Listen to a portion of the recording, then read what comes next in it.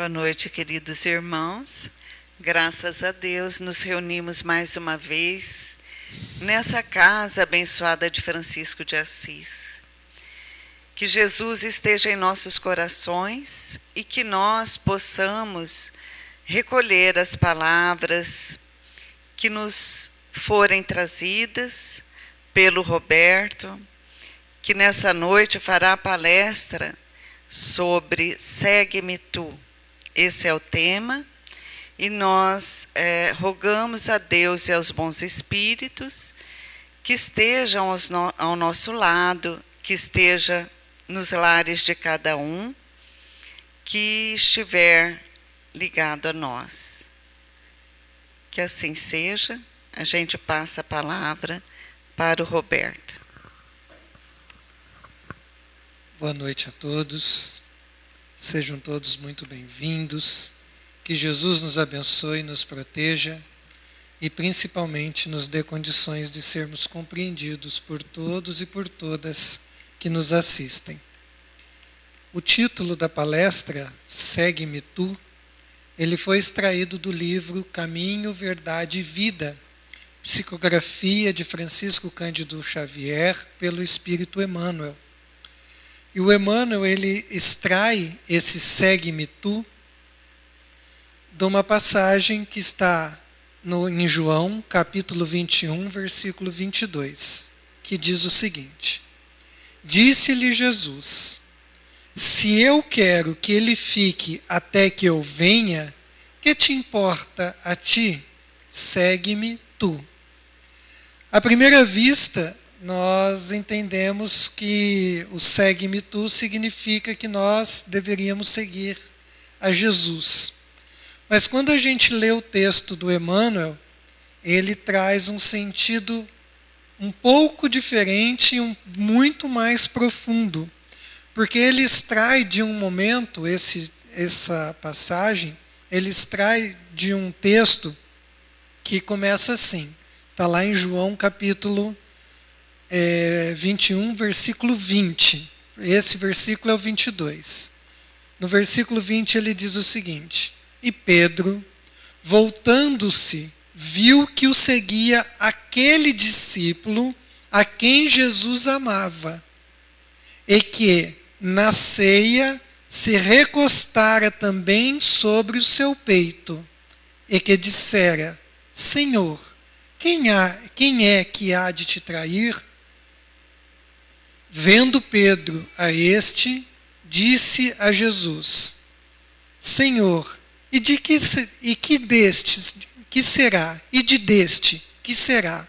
Ou seja, o que vai ser feito desse discípulo a quem Jesus amava profundamente?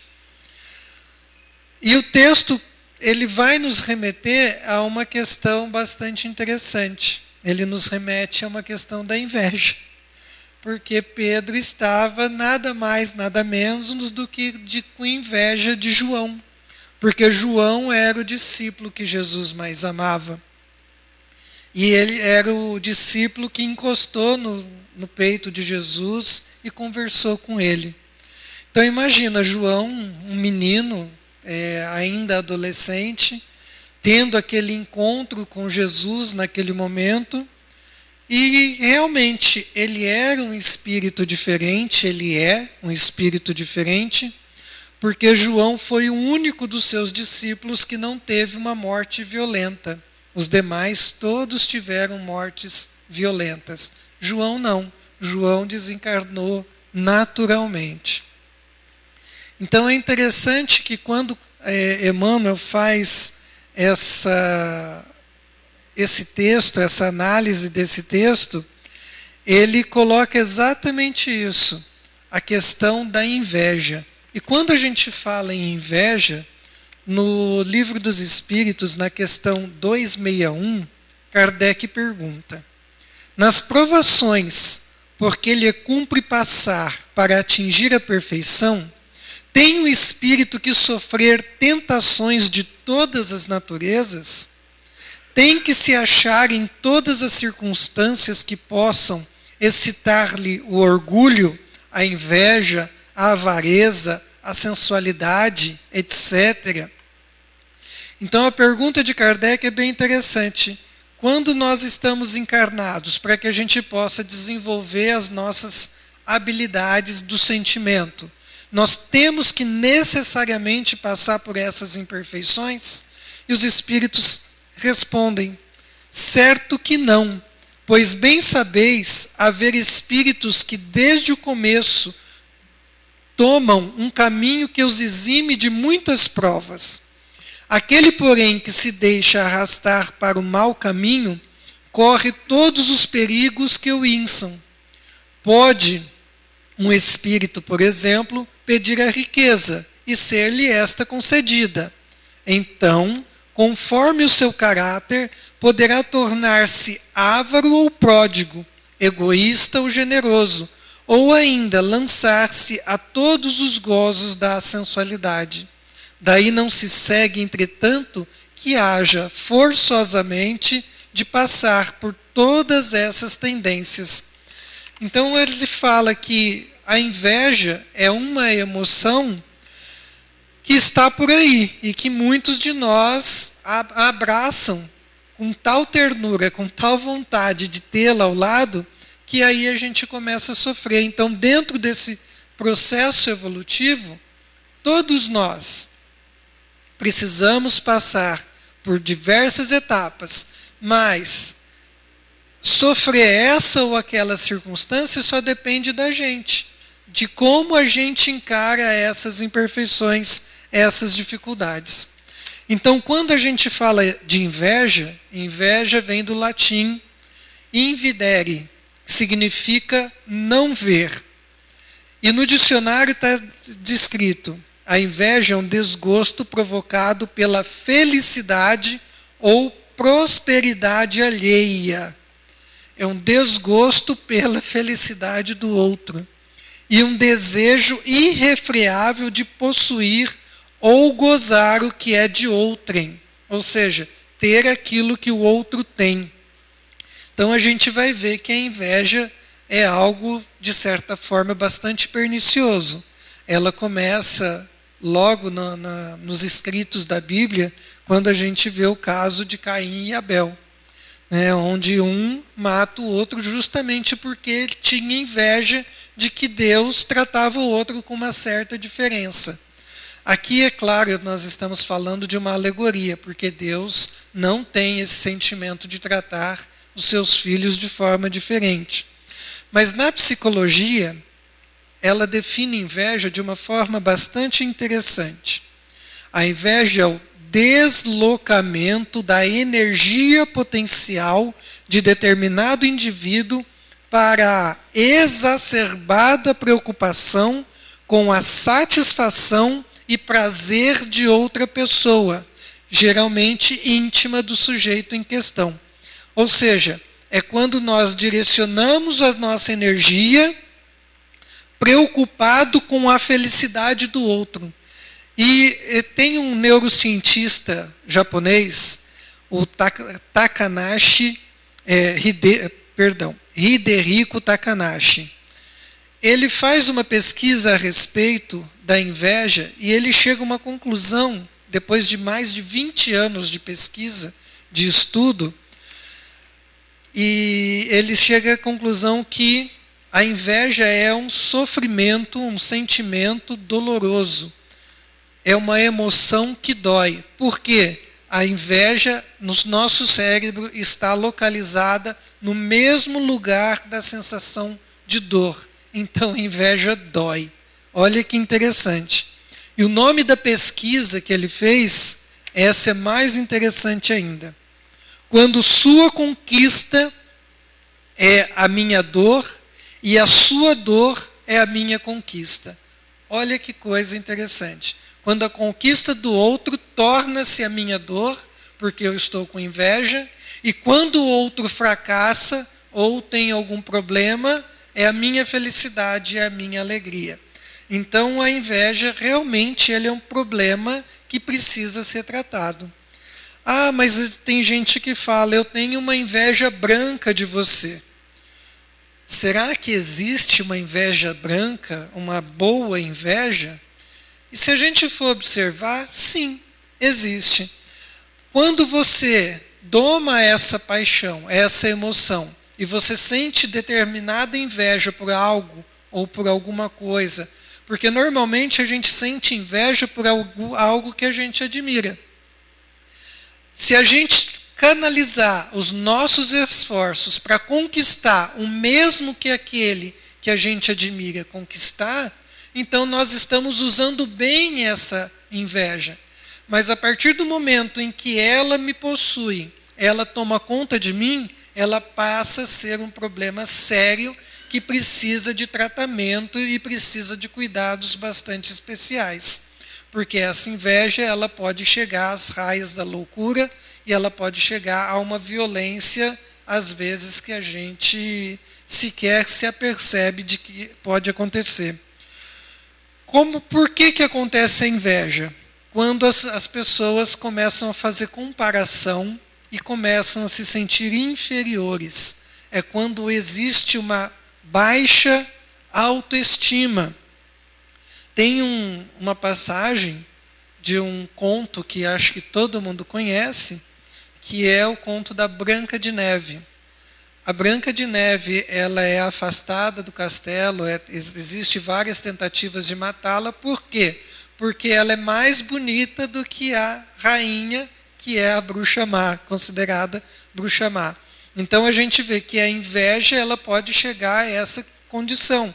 Por quê? Porque a pessoa tem uma baixa autoestima, ela se sente muitas vezes incapaz de conquistar aquilo que as outras pessoas conquistaram. Ela acha que também existe um sentimento de injustiça, porque nós observamos pessoas muitas vezes que parece que não fazem esforço nenhum e as coisas tudo dão certo, tudo funciona, tudo é lindo, tudo parece para elas que dá certo. E é interessante, quando a gente fala disso, é que nós vamos encontrar no Livro dos Espíritos, na questão 926, uma resposta a esta condição. Criando novas necessidades, a civilização não constitui uma fonte de novas aflições? E os Espíritos respondem: os males deste mundo estão na razão das necessidades factícias que vós criais. A muitos desenganos se poupa nesta vida aquele que sabe restringir os seus desejos e olha sem inveja para o que esteja acima de si. O que menos necessidades tem, esse é o mais rico. Vamos repetir. O que menos necessidades tem, este é o mais rico. E eles complementam: invejais os gozos dos que vos parecem os felizes do mundo.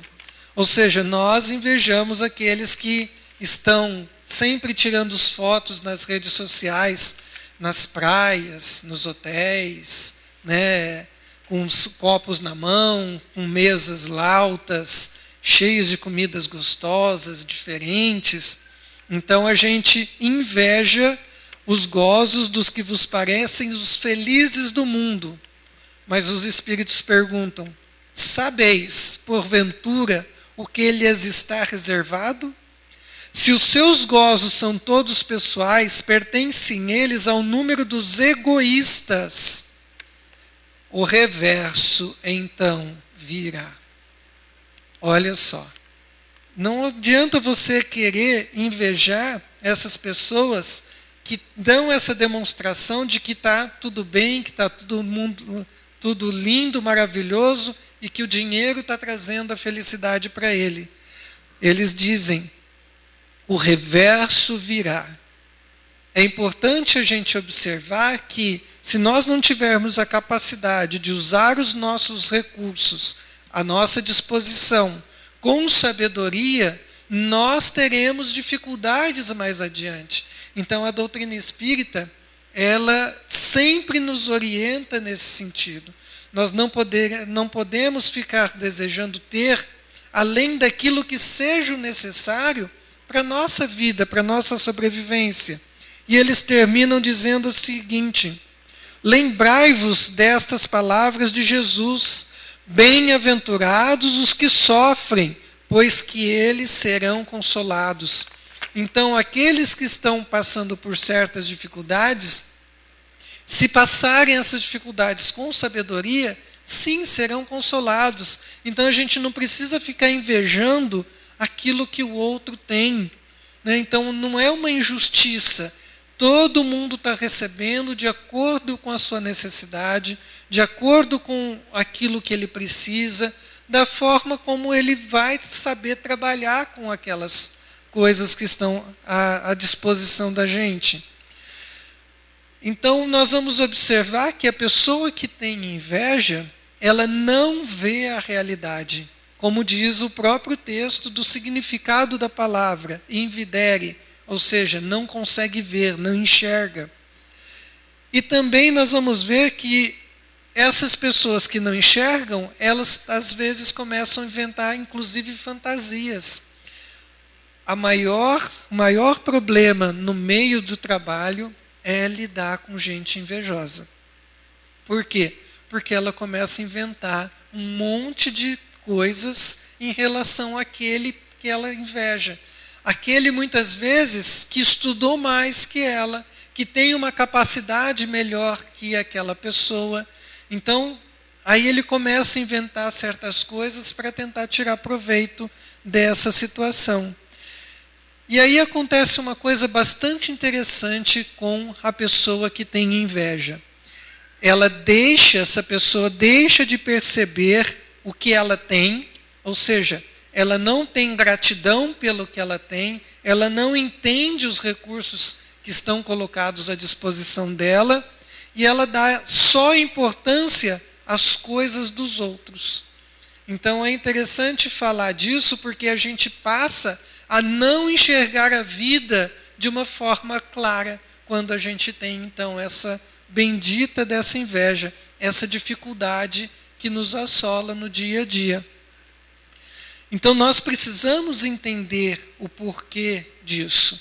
Por que nós estamos com esse sentimento? Porque quando a gente entende que nós precisamos olhar, mas eu estou com inveja da Joyce, do Narciso, eu estou com inveja do Reginaldo, por quê?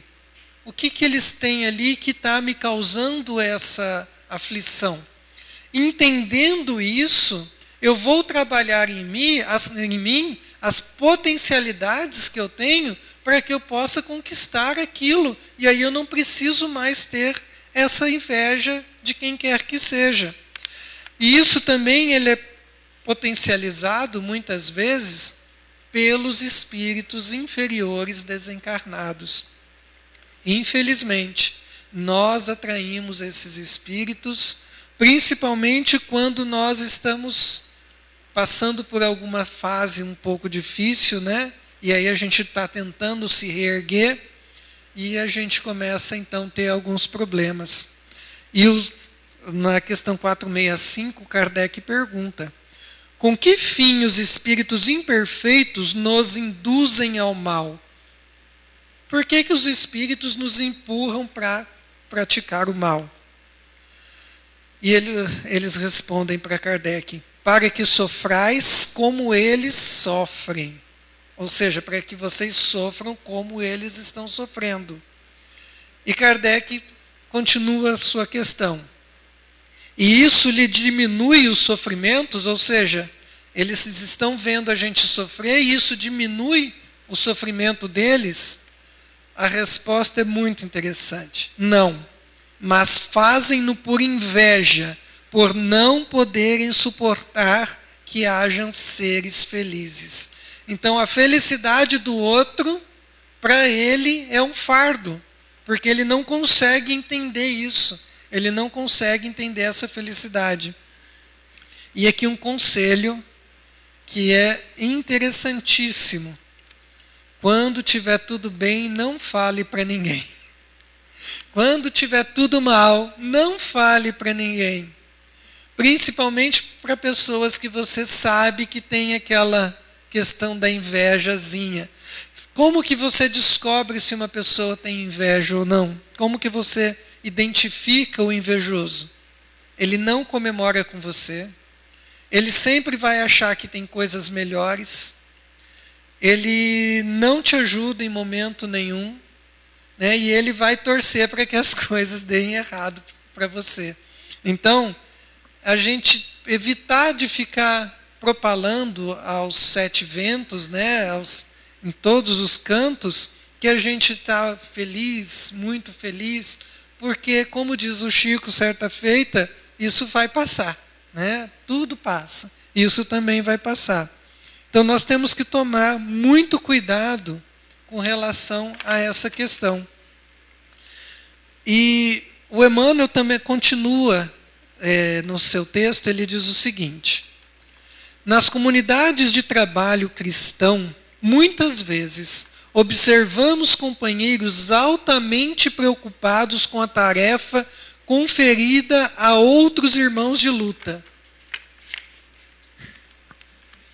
Vou repetir o negócio que ele falou aqui porque é importante.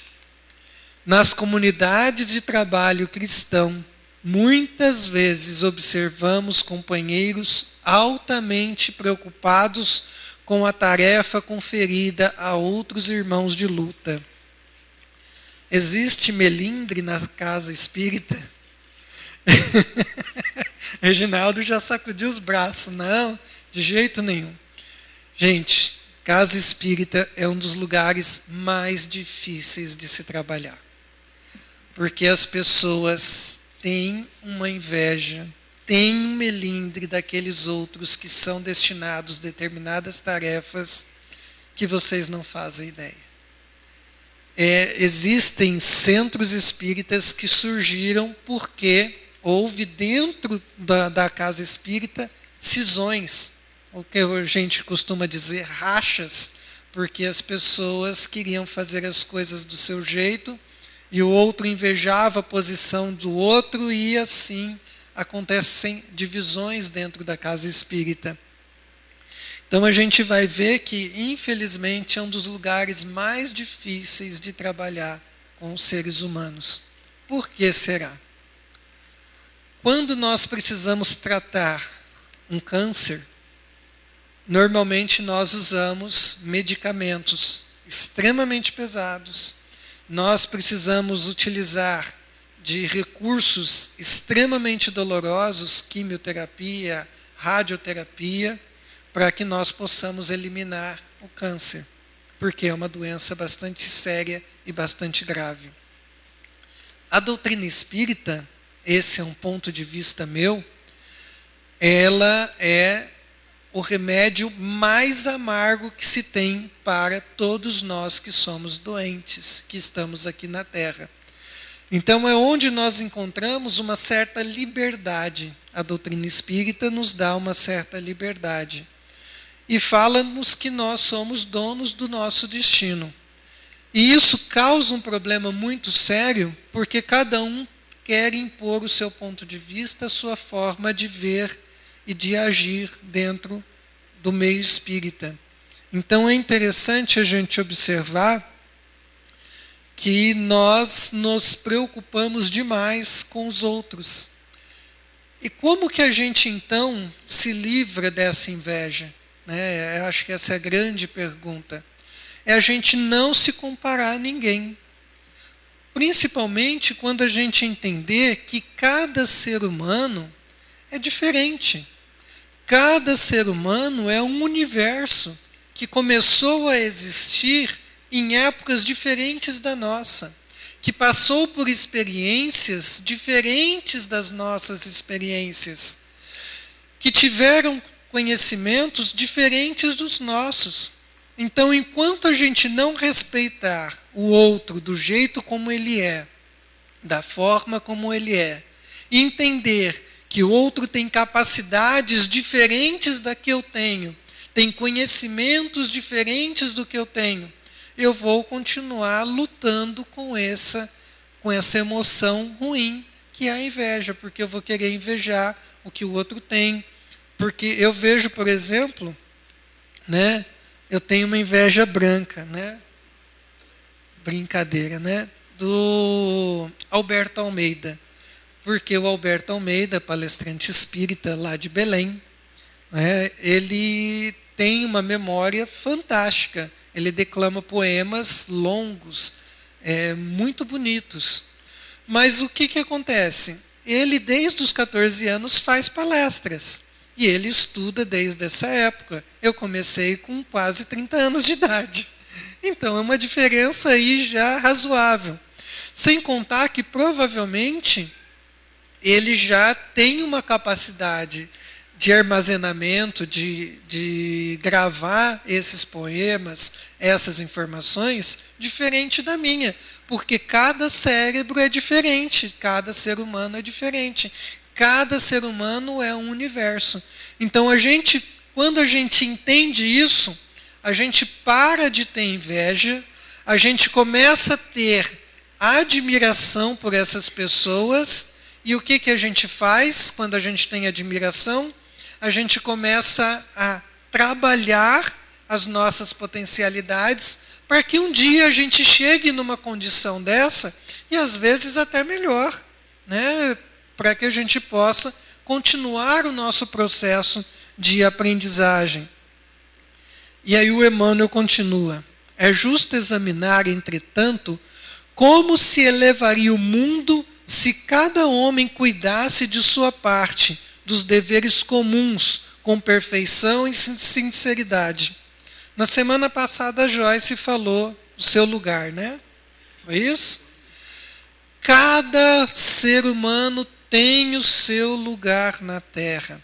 Todos nós fazemos parte de uma engrenagem que funciona adequadamente. Se a gente tentar fazer outra coisa senão aquilo que nós precisamos fazer, nós vamos ter dificuldades e vamos criar empecilhos para outros. Então nós vamos ver que cada um tem o seu lugar, né? Cada um tem o seu papel, cada um tem sua função, e nós não precisamos invejar, porque no processo reencarnatório, amanhã eu posso estar exatamente no lugar desse outro.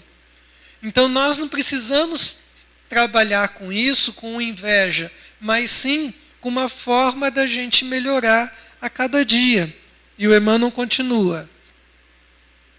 Alguns de nossos amigos foi convocado para obrigações diferentes, confortemo-lo com a legítima compreensão, ou seja, que a gente possa entender que aquele lá, ele foi fazer aquela tarefa porque ele é competente naquilo que ele precisa fazer, e ele vai fazer com dedicação e da melhor forma possível.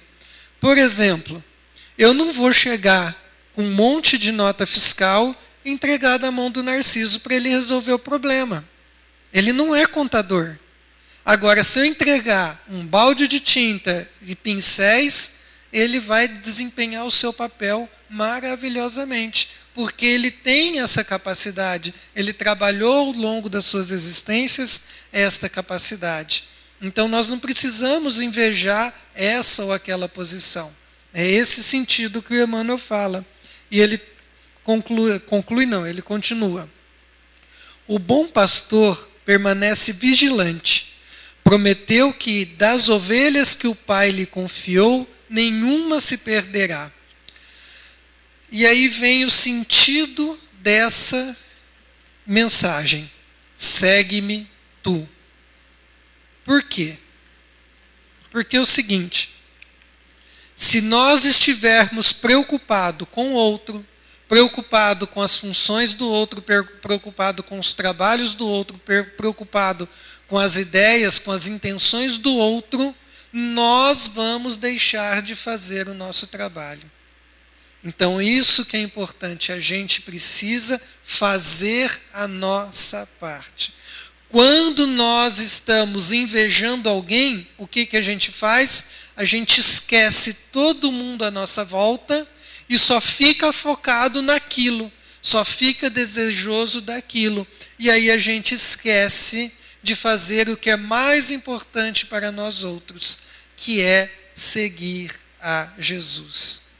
Esse é o fundamental no nosso desenvolvimento, é seguir as mensagens de Jesus, seguir os seus ensinamentos, seguir na sua direção. Então, enquanto eu não me desapegar dessa inveja, enquanto eu não largar essa emoção para trás, eu vou continuar patinando no mesmo lugar, sempre invejando, desejando que o outro muitas vezes se arrebente. Olha só que interessante, a inveja é um sentimento de que muitas vezes eu não quero ter o que o outro tem, eu quero que o outro se arrebente, eu quero que ele se dê mal. Então é um sentimento muito ruim que a gente precisa trabalhar dentro da gente. E ele termina dizendo o seguinte: convém deste modo atendermos com perfeição aos deveres que nos foram deferidos. Cada qual necessita conhecer as obrigações que lhe são próprias. Nesse padrão de conhecimento e atitude, há sempre muito trabalho nobre a realizar. Se um irmão parece desviado aos teus olhos mortais, faze o possível por ouvir as palavras de Jesus ao pescador de Cafarnaum. Que te importa a ti? Segue-me tu. Então nós precisamos olhar para frente, seguir o nosso caminho, parar de ficar olhando, prestando atenção nos outros. Quando a gente começa a prestar atenção nos outros, no mundo à nossa volta, muitas vezes a gente deixa de fazer aquilo que a gente precisa fazer. E aí a gente vem com aquela desculpinha, né? Até falei isso ontem lá no Luz e Fraternidade. Mas todo mundo faz assim. Aí a gente lembra da mãe, né? A mãe fala, você não é todo mundo. Então a gente precisa fazer a nossa parte, seguir em frente, porque realmente inveja vai nos trazer problemas bastante sérios, bastante graves. E tem uma fábula, uma historinha bastante interessante, que acho que muita gente já ouviu essa história, é a história de um vagalume que estava fugindo do ataque de uma cobra. E ele fugia, ele pousava no lugar, a cobra saía correndo na direção dele, pousava no outro, ela ia atrás dele, e ficou caçando esse vagalume, essa cobra, durante 3 dias. Aí teve uma hora que o vagalume falou, eu estou cansado, não sei mais o que fazer. Parou e falou, para um pouquinho, espere que eu quero te fazer 3 perguntas. A cobra falou, pode fazer, porque eu vou te comer de qualquer jeito. E aí o vagalume perguntou para a cobra, eu faço parte da tua cadeia alimentar? E a cobra respondeu, não. Eu te fiz alguma coisa? E a cobra respondeu, não. Então por que diabos você quer me comer? E aí a cobra respondeu para ele, é que eu não suporto te ver brilhar. É a inveja, né? Que o outro está brilhando e esse não suportava. O homem que mais brilhou na terra, nós encravamos 3 pregos, uma cruz e uma lança no seu ventre. O homem que mais brilhou, porque a gente não suportava o brilho, porque o brilho nos ofusca ainda, infelizmente, e nos faz ver, muitas vezes, a luz, a verdade de quem somos. E aí a gente não gosta de ver aquilo que nós estamos enxergando. E por isso a gente ataca, muitas vezes, aquele que é o objetivo, que é o foco da nossa inveja. Que a gente possa refletir a respeito disso, que Deus nos ampare e que Jesus nos abençoe. E assim, nós vamos mentalizando Jesus, sentindo esse envolvimento da equipe espiritual de Francisco de Assis, dos nossos protetores amigos, daquele familiar querido que espera esse encontro, essa oração, esse instante de elevação de pensamentos. Então vamos pedindo em favor do nosso lar, da nossa casa, e vamos mentalizando luz, como se nós passeássemos com a nossa mente em cada canto da nossa casa. Então vamos começar mentalizando a porta de entrada, cada cômodo, cada canto. Vamos mentalizando luz nos quartos, nas camas, embaixo das camas.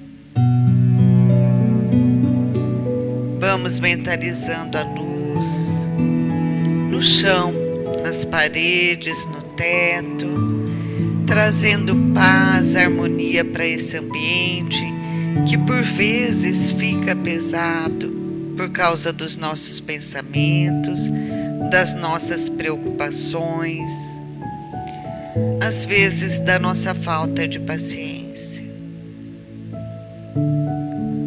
Que possa ser feita essa harmonização no nosso ambiente, para que possamos ter paz. Vamos também envolvendo com essa luz todos aqueles que moram em nossa casa. Às vezes a pessoa não está presente, mas ela também pode ser envolvida através do nosso pensamento com essa luz que estamos sentindo agora. Vamos também pedindo a fluidificação das águas e em favor daqueles parentes que passam por situações difíceis, que estão necessitados, e que nós possamos sentir Jesus ao nosso lado, que nós possamos ter uma semana em que possamos progredir, lembrando do quanto que a inveja nos atrapalha de cumprirmos aquele ensinamento de Jesus, de amor ao próximo e amor a nós mesmos. Que Jesus o abençoe e abençoe a todos nós. Muita paz.